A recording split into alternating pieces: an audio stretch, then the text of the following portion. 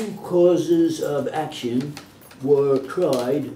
One was by Smith, an infant, the boy who appeared on the stand who was suing his guardian ad litem against the city of New York, and the second is by the father of the infant against the city of New York. The actions are in negligence.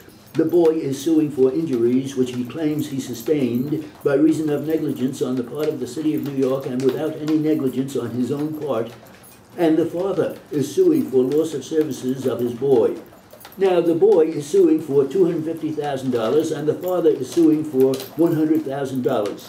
The amounts are simply the limits, which in any event might be awarded by a jury and are not in any wise to be considered as a guide to the jury in arriving at damages, if the jury ever arrive at the question of damages. The jury itself is to assess the amount of damages which the jury concludes will reasonably compensate the plaintiffs in these actions for any damage that they sustained. These are the issues in this case. The solution of the questions of fact presented by the pleadings and proof is for you.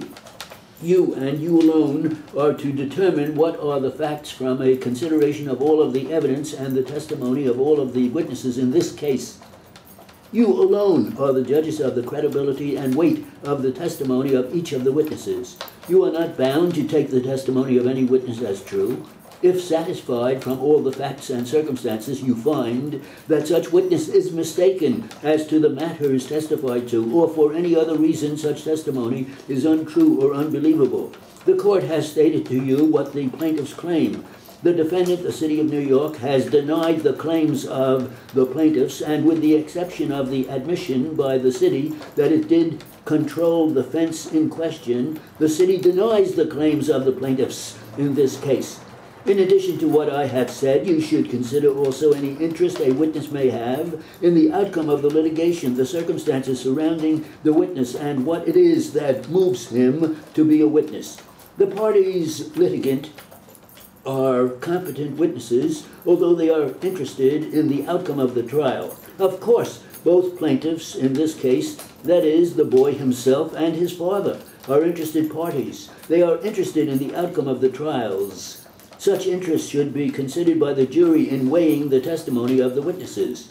The fact that a witness is interested or has some other reason than the mere desire to see justice done between the parties does not of itself make such testimony unreliable, nor does the fact that a witness is disinterested of itself make the testimony wholly credible and believable. Such witnesses, interested or disinterested, merely go to the weight to be given to the testimony of such witness by the jury. If you conclude from the evidence that any witness has sworn falsely as to any matter material to the issues, you may disregard his or her entire testimony. However, if the testimony of such witness or any part thereof is corroborated by facts and circumstances proved on the trial, you may consider this and give to such testimony that weight and belief to which you think it is therefore entitled. But if you still feel that it is unworthy of belief, you may entirely disregard it. You have seen all the witnesses and have heard their testimony and have observed their manner and appearance in giving their testimony, and you are to be guided thereby in concluding how much weight or credit you will attach to the testimony of each and every witness.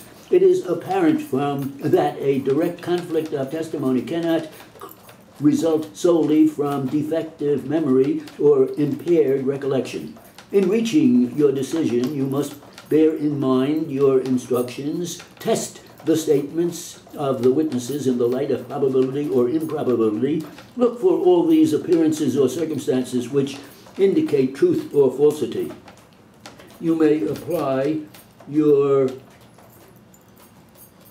everyday experience to the facts and circumstances stated, and then draw such inferences as you deem logical and proper, and then determine on which side the truth lies. You must consider all the evidence and testimony and all the facts and circumstances as the same have been developed during the trial, giving the several parts and such weight as they are entitled to in your opinion. All the evidence and testimony recollected by the jury must be considered by the jury in reaching a verdict.